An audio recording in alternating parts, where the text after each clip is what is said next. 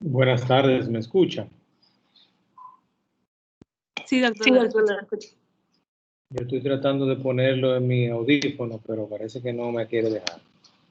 Pero si me escuchan, podemos dar inicio a lo que anteriormente se había anunciado como el tema de menopausia y climaterio, así como se publicó en las redes sociales, y yo he querido venir a traerles el término científico que se utiliza normalmente en los hospitales y cuando uno está hablando en la comunidad científica. Veo que hay una buena presencia de ustedes, de 64. Me alegro que hayan mostrado mucho interés. También me puedo dar cuenta que tengo algunos de los alumnos que ya rotaron por el internado, el preinternado práctico del Hospital de la Mujer Dominicana. Tuvimos ambos la oportunidad de iniciar lo que es la práctica ginecobstétrica de la forma online, la cual todos estábamos un poquito escépticos al principio, pero nos fuimos adaptando y tratando de dar lo mejor para conseguir unos buenos resultados. Voy a poner aquí mi cámara para que me vean y los que no me conocen me conozcan. Y vamos a dar inicio entonces ya a lo que es el tema de transición menopáusica. ¿Alguno de ustedes tiene algún interés especial en el tema? ¿Alguien te ha tenido alguna pregunta antes de iniciar? ¿Algo? ¿Cuáles son las expectativas que tienen sobre el término de menopausia, sobre lo que ocurre con la mujer menopáusica y lo que se hace en la evaluación de la paciente menopáusica en específico? Siéntanse libres de compartir para que hagamos esto un poquito más interactivo y no se me aburran, ¿eh? Si no tienen ningún tipo de duda, entonces vamos a dar inicio a hablar. ¿Alguien iba a mencionar algo?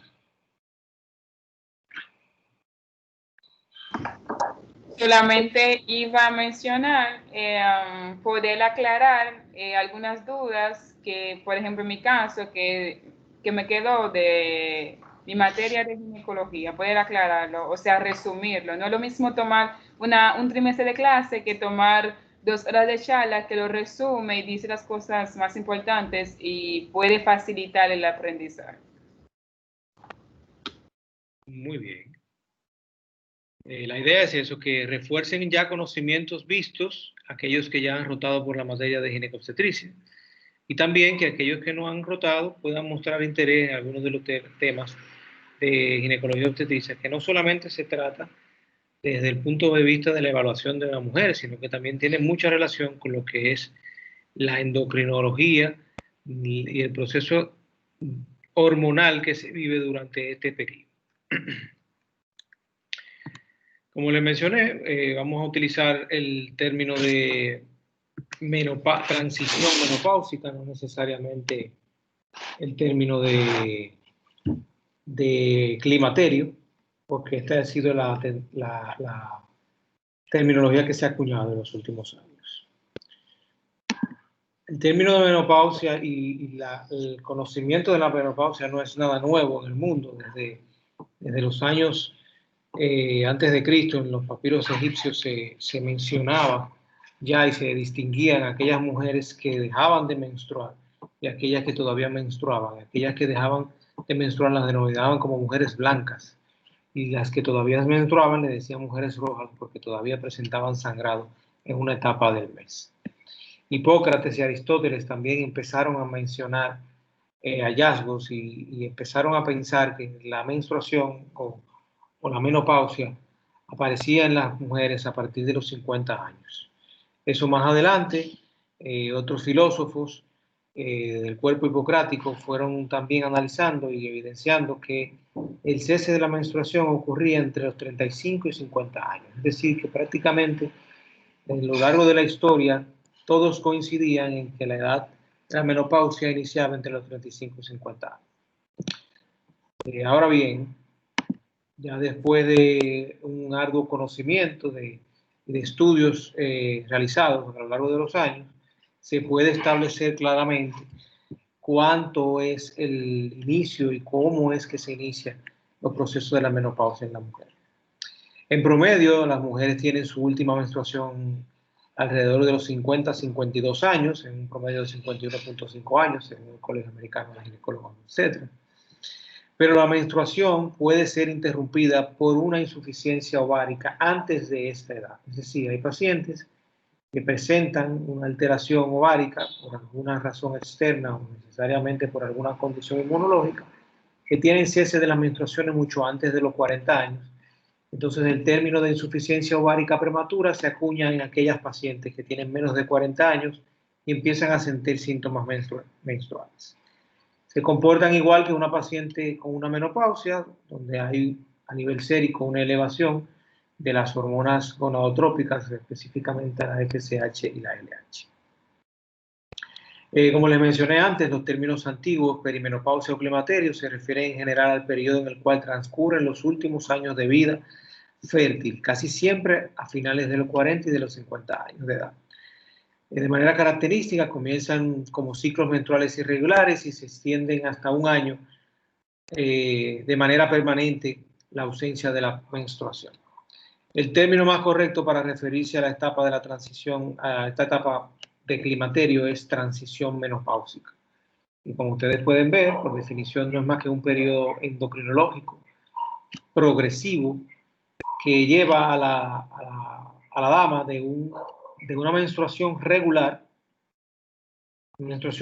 cíclica y predecible. Todas ustedes, las chicas que nos están escuchando, pueden determinar por cambios físicos en qué momento están ovulando, o pueden llevar una aplicación en el celular que le dice, mi menstruación me va a llegar en tal fecha.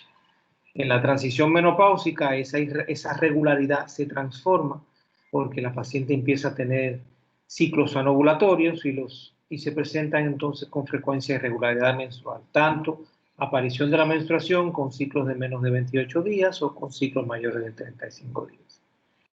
El término menopausia, para definir específicamente la menopausia, se refiere al periodo que sigue a un año después de la fecha de la última menstruación. O sea, para yo determinar que nuestra madre, nuestra tía, nuestra hermana en algunos casos está en un periodo ya netamente menopáusico, tengo que valorar el parámetro de la menstruación. Cuando ya no hay menstruación por un periodo de un año, entonces eso es una paciente que se puede hablar que tiene menopausia. Y la posmenopausia son los años posteriores a ese momento. Para facilitar el estudio de las diferentes etapas de la menstruación, un grupo de trabajo sobre las etapas del envejecimiento de la edad reproductiva divide la vida reproductiva y postreproductiva en varias fases, como ustedes pueden ver en ese cuadro. Vamos a tener que, como punto cero, vamos a tener la fecha de la última menstruación y luego los periodos que preceden o que se encuentran después de la fecha de última menstruación. Como mencioné, la base para el sistema de la clasificación es la fecha de última menstruación, y tanto el rango de edad como la duración de cada fase van a variar. Es decir, que no siempre vamos a tener pacientes que van a tener la menstruación a la misma edad. Podemos tener una paciente que empieza a tener la menopausia a los 45 años, otra a los 47, otra a los 51, a los 52. O sea que no es el rango de edad lo que me va a decir específicamente o definir el estado menopáusico, sino necesariamente la fecha de la última menstruación. Al principio de la transición menopáusica, como ustedes pueden ver, que es el de la fase -2 y -1, los ciclos menstruales, como mencioné anteriormente, permanecen regulares, pero el intervalo entre los ciclos varía de 7 o más días. De forma típica, los ciclos se acortan y se comparan con mujeres más jóvenes en las concentraciones de FSH.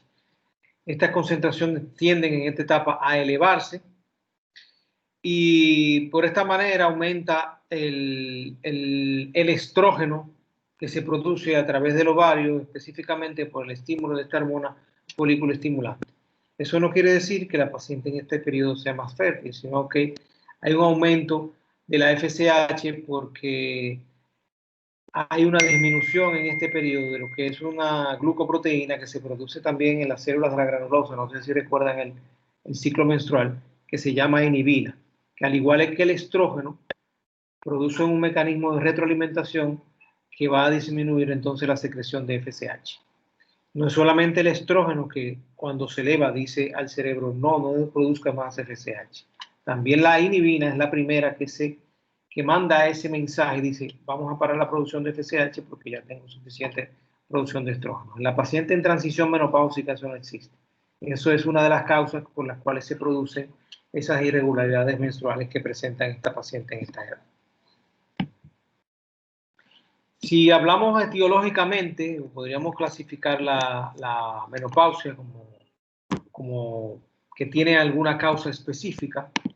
Podemos ver y clasificar la menopausia natural, aquella que se presenta en los periodos o en los intervalos antes mencionados, entre los 45 y 55 años. Y podríamos definir también la menopausia prematura, que mencioné anteriormente, que se produce por algunos padecimientos inmunológicos o por enfermedades como la digenesia gonadal, la mayormente conocida, la del síndrome de Turner. Son pacientes que ya genéticamente vienen programadas y no tienen folículos ováricos, son pacientes que desde muy temprana edad no van a tener un desarrollo hormonal adecuado. Hay causas idiopáticas desconocidas, hay pacientes jóvenes con menos de 40 años ya con amenorrea de más de un año que no se puede determinar la causa. A veces se puede sospechar de enfermedades genéticas como el síndrome del frágil X como causa de estas amenorreas, pero básicamente no se puede establecer un diagnóstico específico. Y aquellas también que son pacientes con menopausias inducidas, ya sea una menopausia inducida por un medicamento o por una actividad quirúrgica que amerite la extracción de la extirpación de los ovarios.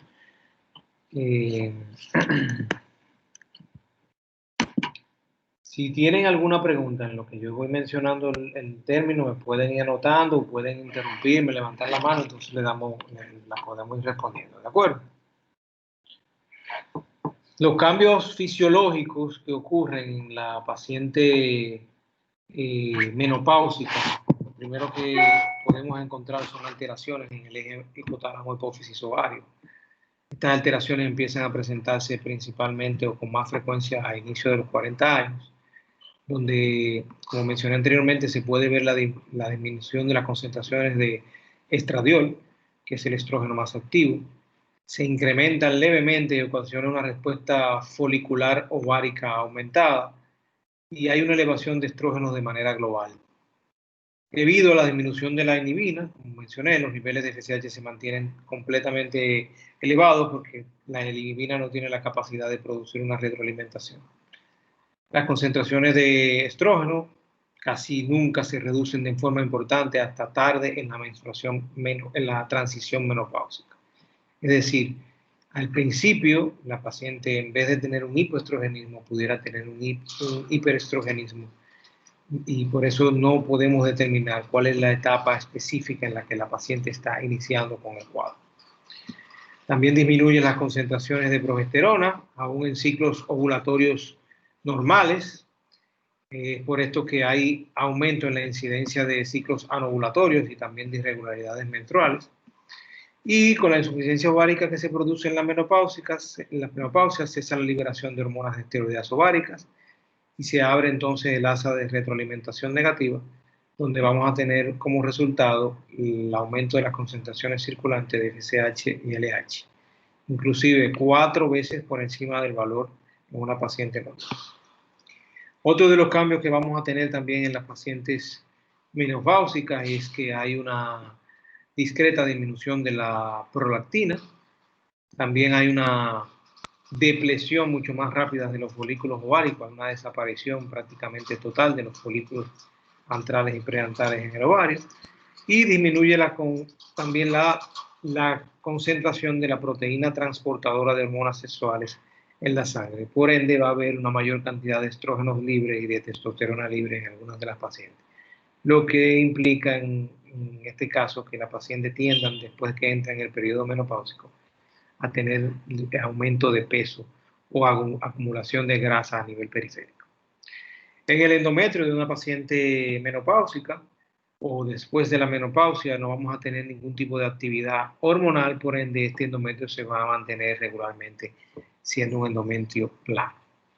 Gracias a todos esos cambios que se producen en la etapa menopáusica, es que entonces vienen las manifestaciones clínicas de la paciente menopáusica. ¿Alguno de ustedes me puede mencionar algunos de los síntomas más comunes, si alguno está teniendo experiencia de alguna paciente en el hospital o algún familiar que le haya mencionado síntomas? A ver si coincide con lo que dice la literatura, cuáles son los síntomas más comunes.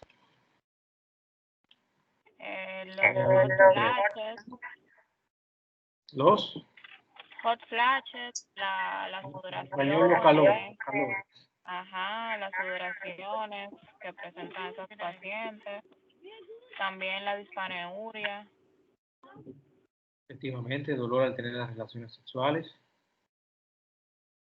Son de los síntomas que más llaman la atención y son de los, principalmente el que mencionaron primero, los calores y los que se conocen como sofocos, que forman parte de lo que son las manifestaciones de vasomotoras en las pacientes menopáusicas.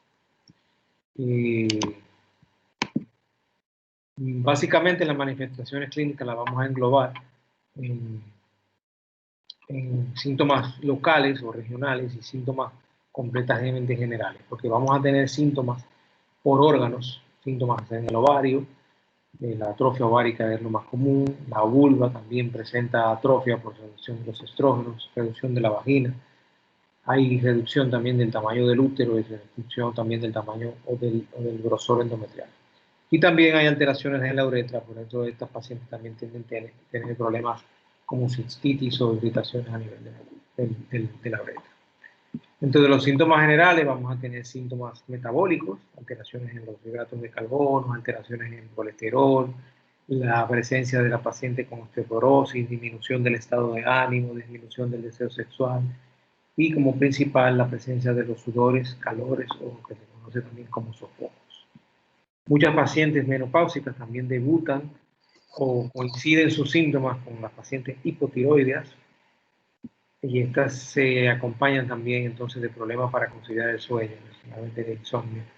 Es común, en algunos casos se determina o se empieza a sospechar el periodo perimenopáusico en estas pacientes que empiezan a tener problemas para conciliar el sueño.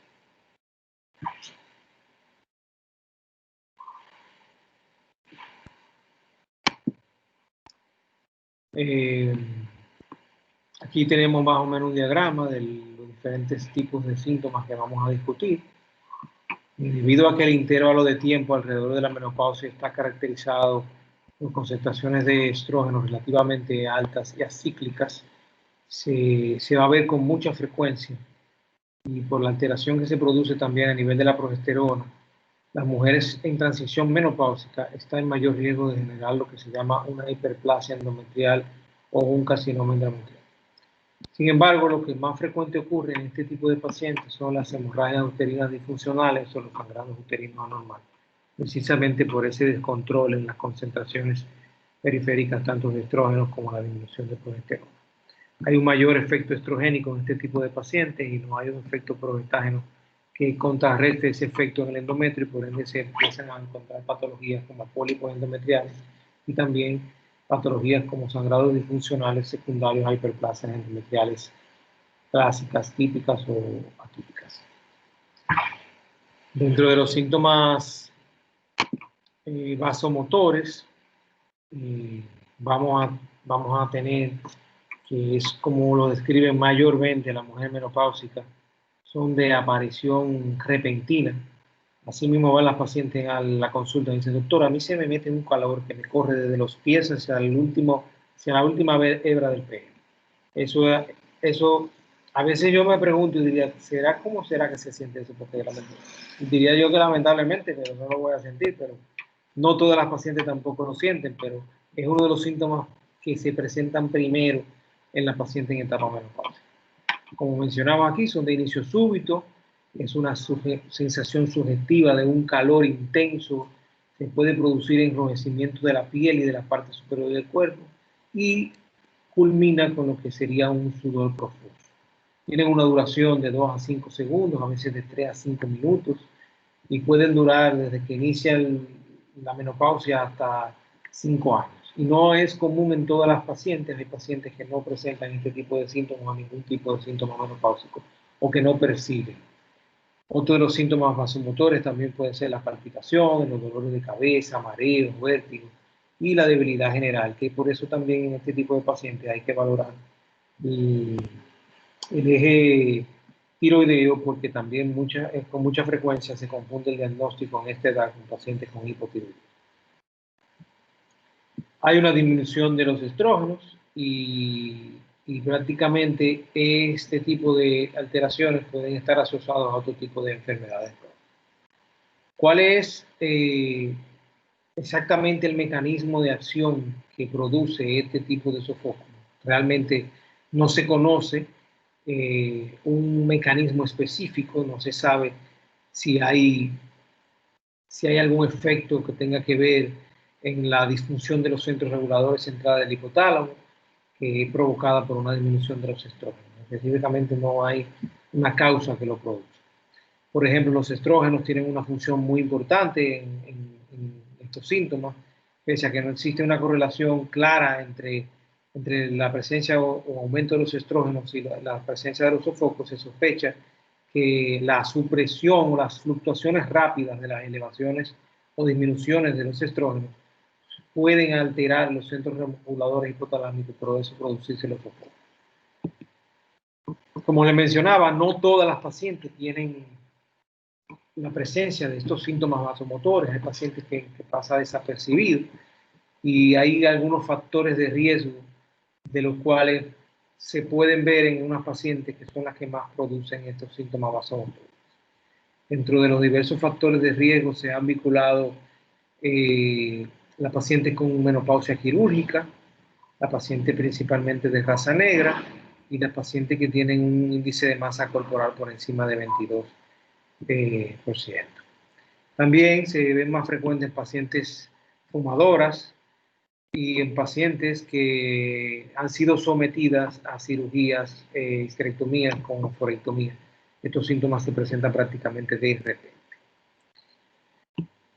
Otros factores de riesgo para la presencia de estos síntomas son la menopausia temprana, las concentraciones bajas de estadio circulante, un estilo de vida sedentario y el uso de unos medicamentos que se utilizan en pacientes con alteraciones o problemas de mama, como el tamoxifeno, que son moduladores selectivos de los receptores de estrógenos. Estos medicamentos también están asociados, el uso de estos, a pacientes que refieren con mayor frecuencia a los síntomas de calor excesivo. Yéndonos ya a lo que serían los síntomas urogenitales, más frecuencia en la atrofia urogenital, atrofia de la vagina, de la vulva, de la uretra, por el efecto de la disminución de los estrógenos. Las paredes vaginales se tornan pálidas, vulnerables a infecciones y a ulceraciones, y tiende a haber una pérdida del pH vaginal. Es por esto que en el periodo menopáusico, el pH que normalmente en una paciente en edad fértil es de 3.5 a 4, en esta paciente pueden ya tornarse con un pH alcalino. Y por eso son más propensas a veces a tener infecciones vaginales.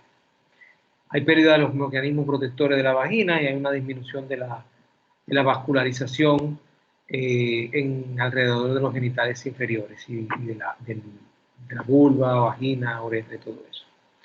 Se pierden los pliegues vaginales, hay sequedad vaginal y por ende empiezan a disminuir el deseo sexual y también a presentarse el dolor a las relaciones sexuales, una de las cosas que disminuye más el deseo sexual. Porque imagínense que la paciente menopáusica cada vez que tenga relaciones le va a producir dolor. La mayor parte de los músculos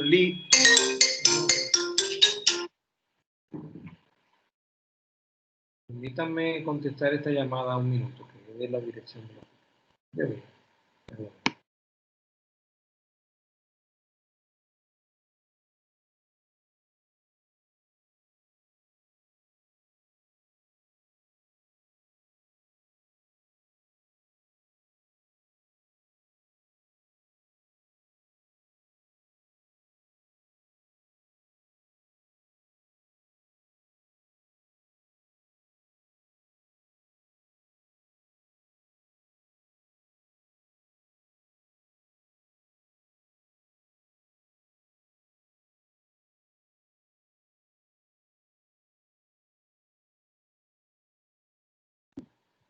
Excúsenme.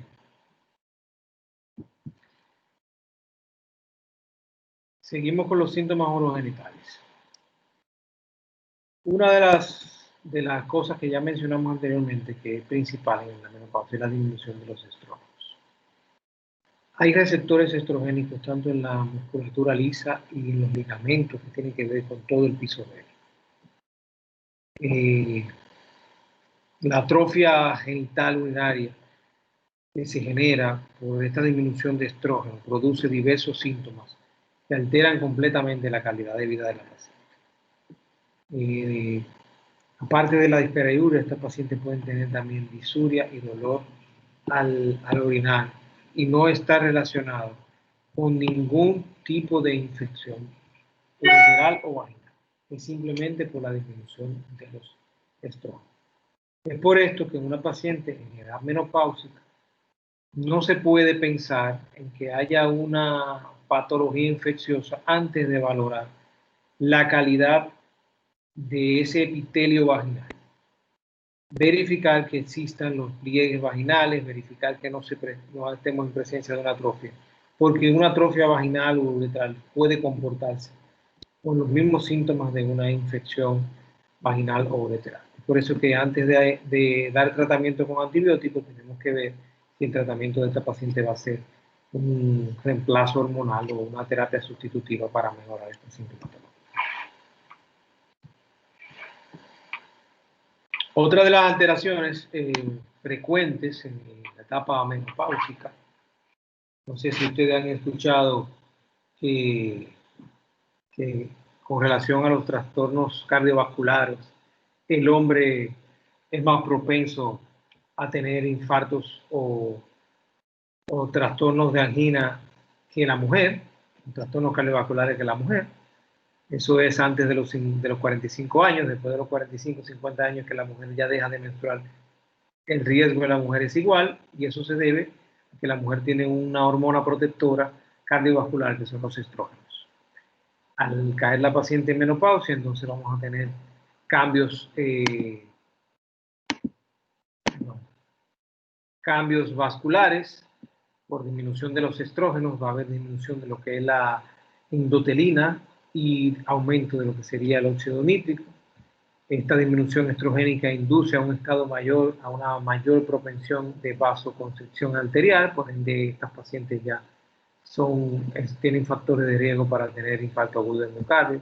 También disminuye la protección que existe del estrógeno con lo que tiene que ver con el transporte del colesterol.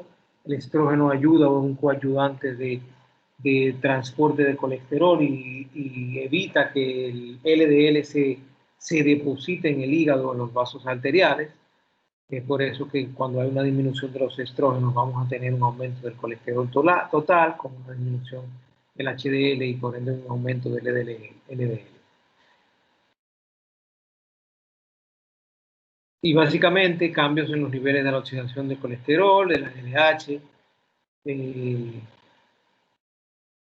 haciendo propensa a la paciente a tener aterosclerosis y vasoconstricción. Estos son de las alteraciones cardiovasculares más frecuentes. Se pensaba a lo largo, hace más de 10, 14 años que se inició un estudio muy famoso que se tuvo que suspender, que se empezaron a producir problemas. No sé si han escuchado el conocido estudio WHI, donde se iniciaron tratamientos en pacientes menopáusicos con la intención de producir el mismo efecto cardioprotector que producían los estrógenos naturales antes del periodo menopáusico. El estudio se tuvo que suspender porque empezaron a aumentar el riesgo de padecer cáncer y los riesgos también de enfermedades tromboembólicas aumentaron, por eso tuvieron que suspenderlo. Y demostrando así que la terapia de reemplazo hormonal en ese momento no tenía ningún efecto positivo como para la prevención de los trastornos cardiovasculares. Más adelante vamos a discutir cuáles son los principales tratamientos que existen para este tipo para prevenir este tipo de problemas y no tienen nada que ver directamente con el uso de medicamentos, sino específicamente con el cambio de estilo de vida.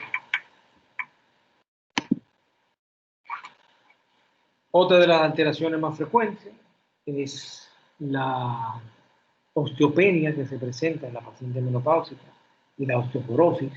Ustedes saben que la osteopenia y la osteoporosis no tiene ningún tipo de sintomatología, sino que el diagnóstico lo vamos a saber haciendo una evaluación de la densidad mineral ósea. El término de osteoporosis primaria se refiere específicamente a la pérdida de hueso por el envejecimiento o por la deficiencia menopáusica de estrógenos.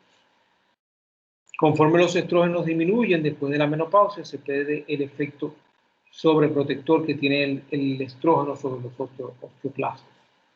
Recuérdense que el estrógeno disminuye la actividad de los osteoclastos, que son los que tienen que ver con la reabsorción ósea. Los osteoclastos favorecen la formación de hueso y los osteoclastos son los que hacen que se degrade sustancias cálcicas del hueso, a veces necesarias por estimulación del aparato hormonal y la disminución del calcio sérico, pero el estrógeno sirve como un regulador de que esta actividad osteoclástica no sea en exceso.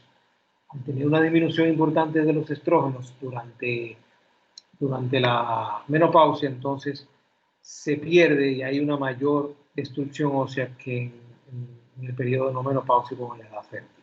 Además de que la absorción de calcio durante el periodo menopáusico disminuye y la pérdida de calcio aumenta a más de 1.500 miligramos diarios de calcio. Como pueden ver en la gráfica, hay una disminución de la masa ósea, hay pérdida tanto del hueso trabecular como de la masa ósea en el primer año, año y medio, y a los 5 años puede haber una pérdida inclusive de más del 50% de la masa trabecular y del 30% de la masa cortical ósea. Entrando así a lo que se llama menopausia. No todas las pacientes van a tener necesariamente una osteoporosis inmediatamente entran a la menopausia.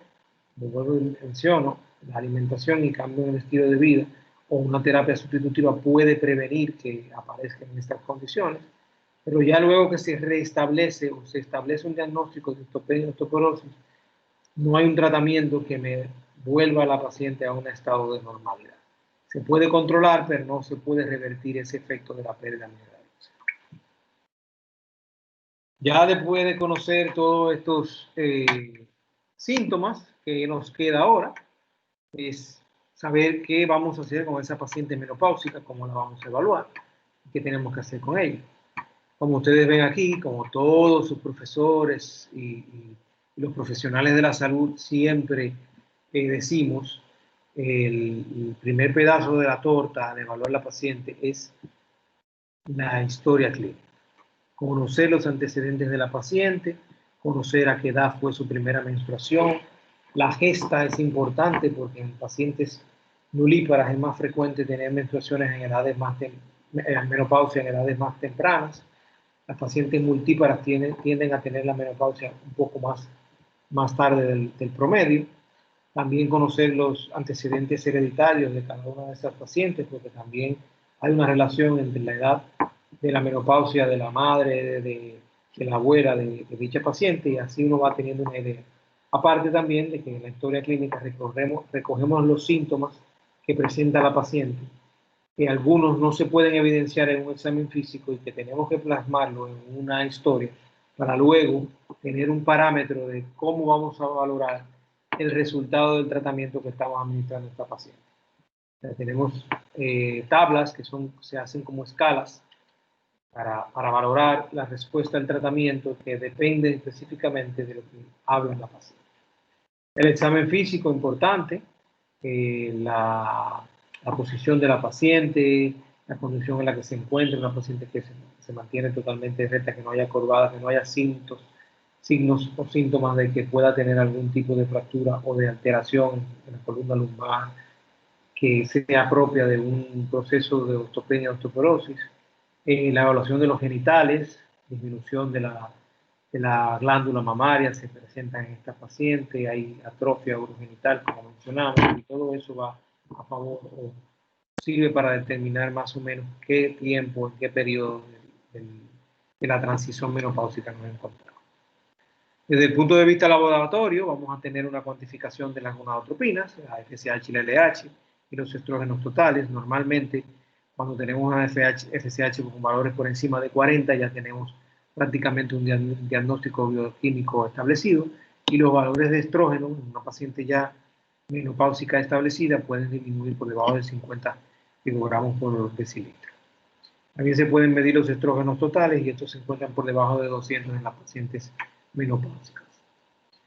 De igual forma que en la edad fértil, la paciente menopáusica debe hacer sus chequeos ginecológicos, donde incluye el examen de la mama, la relación de la sonomamografía y mamografía, y por ende también la citología exfoliativa, o lo que se conoce como Papa Nicolau. Y habitualmente, si vamos a catalogar a una paciente como posible paciente que amerite tratamiento, debemos tener unas analíticas basales, un perfil lipídico, saber cómo está su colesterol, su orina, su hemoglobina, su hematócrito, para tener una idea también de cómo puede ir respondiendo esta paciente a los diferentes tipos de tratamiento. Y estudios de imágenes como la sonografía y la densitometría ósea, que es la que me va a hablar específicamente de la densidad mineral ósea de la paciente.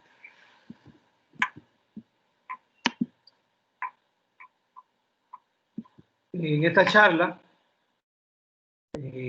vamos a dejar abierto la posibilidad de que en otra ocasión discutamos el tema de la terapia de reemplazo hormonal, que prácticamente es un tema amplio y muy debatido, pero quiero que sepan que la terapia con medicamentos en la paciente menopáusica solamente está establecida para pacientes que tienen síntomas menopáusicos. O sea, para pacientes que llegan a la consulta ginecológica y refieren que tienen síntomas como sofocos, calores, irritabilidad, insomnio, síntomas que son intolerables para ya llevar una buena calidad de vida. En este tipo de pacientes está indicado. Ahora bien, no se deben utilizar esa terapia de reemplazo como una terapia preventiva para disminuir los riesgos de enfermedades cardiovasculares como se pensaba antes, porque está evidenciado que no sirven como terapia preventiva, sino más bien como un tratamiento para paliar la sintomatología. Y hay tratamientos que pueden ser inclusive locales, o sea, regionales. Si hay una alteración porque hay una atrofia vaginal, puede haber un tratamiento específico con una sustitución hormonal específicamente que actúe solamente en la vagina.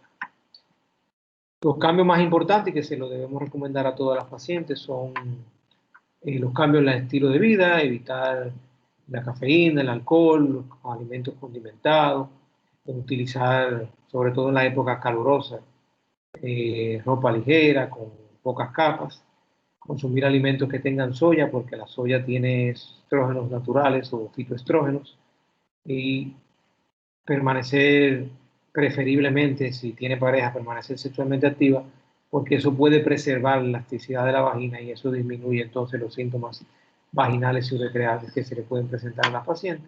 Y en algunas ocasiones es necesario que estas pacientes tengan relaciones utilizando algún lubricante a base de agua o a base de agua estéril para no tener ningún tipo de sintomatología durante la relación sexual. Como pueden ver aquí están los estrógenos naturales que se pueden encontrar derivados de algunas plantas, como las isoflavonas. Es importante la realización del ejercicio para disminuir la disminución de la tonicidad en los genitales o en la parte del torso inferior, y los ejercicios de Kegel también ayudan a estas pacientes para mantener con fuerza y elasticidad los músculos de la pelvis. Y cualquier tipo de ejercicio que se haga 3 veces por semana por lo menos, y una alimentación balanceada es importante para mantener saludable a la paciente. Como mencionaba anteriormente, ya la terapia de reemplazo hormonal, dejo abierto a mis queridos protagonistas de ANSA, de la parte ginecológica, que en otro momento podemos discutir de la terapia, y siempre se va a administrar valorando los riesgos y beneficios de la paciente. Si es una paciente que amerita tratamiento porque la sintomatología es prácticamente inaguantable y repercute mucho en el estilo de vida, o si es una paciente que tiene factores cardiovasculares importantes que no puede ser sometida a un tratamiento estrogénico que conocemos que aumentan los riesgos de enfermedades tromboembólicas, entonces eso se sopesa. La duración de ese tratamiento también va a depender de cada tipo de paciente, y por eso que no hay un consenso de un tratamiento universal de terapia de reemplazo hormonal, sino que se recomienda la individualización de cada paciente para entonces dar un tratamiento mucho más específico que vaya dirigido directamente a la mejoría de los síntomas o de las manifestaciones clínicas de cada una de nuestros pacientes. Y como le puse en esa foto, no todo en la menopausia es tristeza ni dolor. Llega el momento en que pueden sonreír muy alegremente, porque no solamente es la presencia de la menstruación que puede dar senitud, sino también muchas cosas buenas y bellas que se ven ahí, como mi mamá se está riendo en esa foto porque tiene un nietecito hermoso cargado en sus manos. Muchas gracias por asistir y espero que le haya servido los apuntes que hemos mencionado y que abramos una sesión de preguntas para que todo aquel que tenga una duda o tenga algún comentario, entonces sea el momento de hacerlo. Muchísimas gracias, doctor. Chicos, si alguno tiene alguna pregunta o un comentario para compartir, puede abrir su micrófono.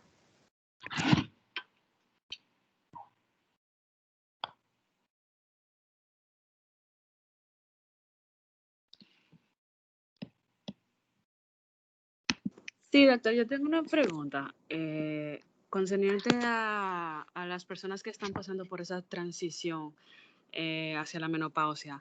¿Puede que estas pacientes puedan sufrir de algún tumor trofoblástico gestacional? O sea, si la menopausia en sí es una ventaja para evadir esos tipos de tumores o es un riesgo para ellas.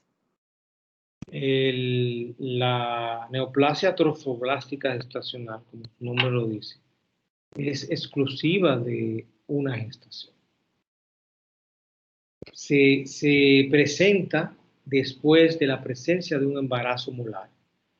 Puede darse el caso, porque es muy frecuente, sobre todo en las pacientes en etapa premenopáusica, 40, 41 años, que tienen ciclos ovulatorios intermitentes, muchos de ellos son anovulatorios, pueden quedar en embarazo y pudieran presentar una mola hidatiforme que pudiera dar al traste, si hay un manejo inadecuado, a una neoplasia trofoblástica. Pero no es porque la edad específicamente la haga más propensa, sino porque el embarazo es que tiene la mayor relación para que esto se produzca. Pero sí, en la menopausia, sí son más propensas a tener otro tipo de patologías neoplásicas endometriales que en una paciente con una edad fértil, pero no necesariamente ese tipo de neoplasia. Muchas gracias, doctor. Sí. ¿Alguien más tiene alguna pregunta o comentario? Me gustaría escuchar sus comentarios también de cuál es la experiencia que han tenido con pacientes o con familiares, cosas que le hayan causado inquietud.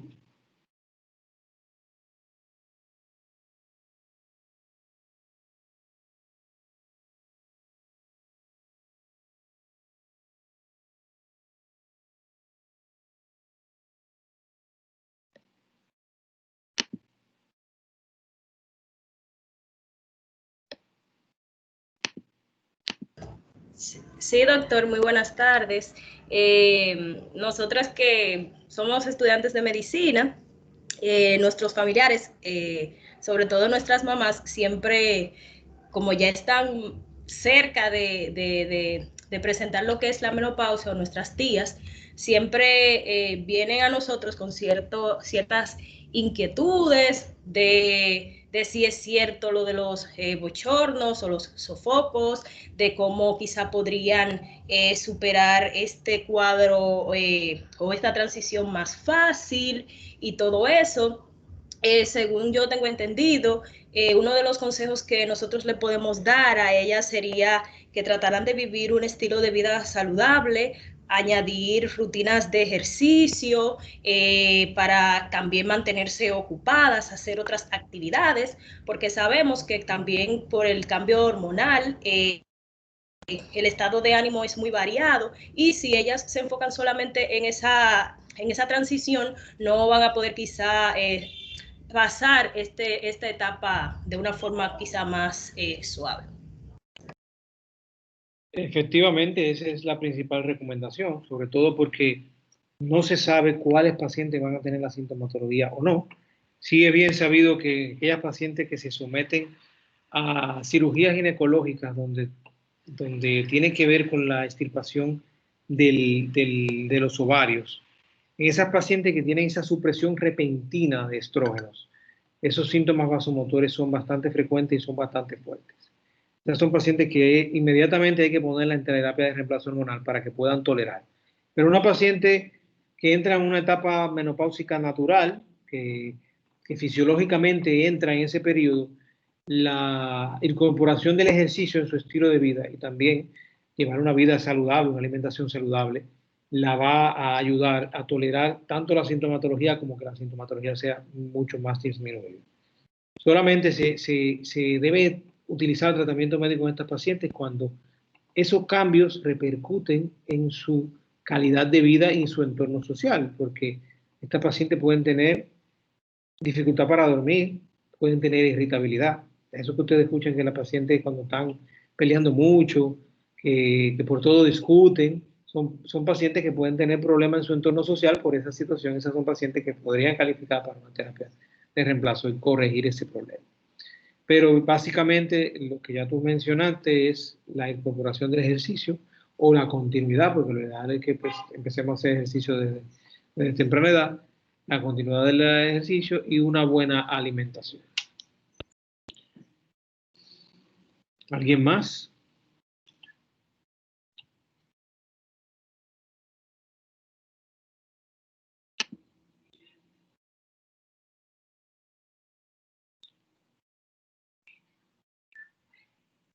Bueno, yo creo que parece que ya no hay más dudas, o usted quedó todo claro, o tiene miedo de preguntar, pero... Doctor, hello. Sí, sí. Buenas noches. Mi pregunta es la siguiente. Si, por ejemplo, para la paciente ponerla en terapia hormonal ya, si hay ciertos criterios específicos, o sea, es decir, alguna cantidad específica de criterios para ponerla en terapia hormonal, o simplemente sea ya que así como que ya decisión del doctor, ponerla así sí o sí no, o debe de cumplir ciertos criterios para ponerla. Bueno, la Federación Internacional de Sociedades de Ginecología, la Federación Latinoamericana de Sociedades de Ginecología y la Asociación Americana de Ginecología y Obstetricia, como parámetro para iniciar el tratamiento, solamente exigen que la paciente tenga sintomatología. Sintomatología. Pero puedes encontrar que hay médicos que van a empezar terapia en pacientes sin factores de riesgo de enfermedades cardiovasculares, sin factores de riesgo de cáncer en la familia, durante el periodo de la transición menopáusica. Entre esa fase -2, -1, que todavía esa paciente no ha cesado su periodo menstrual, pero ya sabemos que por algunas características de sus ciclos menstruales y por su edad está entrando en ese periodo, hay quienes empiezan una terapia de reemplazo hormonal antes de producirse la menopausia. Porque hay autores que dicen que cuando se inicia en esa etapa, sí ayuda y sirve como prevención para las manifestaciones cardiovasculares y vasomotoras que se presentan ya en la etapa de menopausia per se. Pero no hay ninguna indicación que no sea específicamente para tratar los síntomas aprobada por ninguna de las entidades o sociedades ginecológicas internacionales. Ok, gracias. Yo se lo preguntaba porque quería saber en caso, por ejemplo, de una paciente que sea físicamente activa, que coma saludable y todo eso, y que, por ejemplo, no pueda dormir solamente y que se le sea sumamente difícil, si solamente por eso, o sea, la pudieran poner en terapia hormonal o simplemente debería de cumplir ciertos criterios. Por eso era mi pregunta. Pero gracias. Gracias por tu pregunta. Lo que yo pienso es que hay que evaluar otros ejes. O sea, el insomnio no es un síntoma exclusivo de la menopausia. Hay otras causas que te pueden producir insomnio y dentro de esto está también el uso de algunos medicamentos. El ejercicio en exceso también puede producir insomnio. El hipotiroidismo puede producir insomnio. El hipotiroidismo puede producir insomnio. O sea que hay que descartar primero cualquier otro tipo de trastorno endocrinológico en la paciente para luego pensar entonces que la menopausia haya sido su causa y que ese sea el único síntoma. Normalmente en la paciente menopáusica eso va acompañado de otros síntomas menopáusicos, no No, necesariamente. exacto, claro, yo se lo digo porque soy de una paciente que sí es menopáusica, o sea, tiene los bochornos, ya todo y diagnosticado por el médico, y sí ya le habían recomendado pues lo de la terapia hormonal. Por eso era mi pregunta. Esa paciente califica para una terapia de reemplazo hormonal, bajo una supervisión médica estricta, o sea, hay que hacer visitas al médico periódicamente para evaluar el resultado de la terapia comparándolo cómo va la progresión de los síntomas. Porque no es solamente tómate esto como si fuera un antihipertensivo y no, hay que sentarse con la paciente a hacer cuestionarios para valorar si realmente está funcionando el tratamiento. Perfecto, gracias. Y excelente charla, doctor, me gustó mucho. Gracias, Alondra, por la intervención y por el comentario. Doctor, una pregunta. Me parece ¿Hay riesgo? que alguien me está preguntando. Hola, Natalie, Hola, profe. ¿cómo estás? Bien, ¿y usted? Gracias por participar. ¿Hay riesgos para la terapia de reemplazo hormonal en estos pacientes? Sí, hay riesgos. Hay riesgos de tromboembolismo superficial, trombosis venosa superficial o profunda. Han habido pacientes que tienen indicaciones de terapia, que uno inicia la terapia con un fármaco y empiezan a tener entonces la presencia de varices en los miembros inferiores y eso es signo de que uno tenga que suspenderlo, porque evidentemente la terapia le está produciendo una insuficiencia venosa periférica, que es uno de los riesgos. Y hay quienes dicen también que el paciente con antecedentes de CA de mama no debe, sobre todo aquellos que tienen antecedentes de CA de mama dependiente de estrógenos. No se debe dar ninguna terapia a base de estrógenos porque podría repercutir en que esto dé inicio a la presencia de un tumor. Entonces, en estos pacientes sí es riesgoso iniciar. No quiere decir que no podamos utilizarlo en el caso de que un paciente lo amerite, pero tiene que ser bajo una vigilancia estricta y sobre todo por un periodo reducido, no puede ser de forma prolongada. Gracias, Entonces, doctor. gracias, Natalie, por tu intervención. ¿Alguien más?